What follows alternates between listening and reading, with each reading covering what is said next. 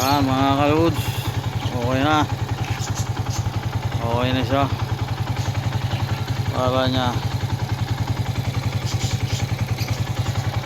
napagastos lang. Binalik ulit sa dati. Ang ibinalik na jetix ay ang nilagay na repair kit ay pang FCA. Sablay pala. Sablay oh. Ito mga kaludes, so yan oh, pruweba. Sablay ng mga repair kit na nilagay. Ano, mapapakamot ka na sa ulo.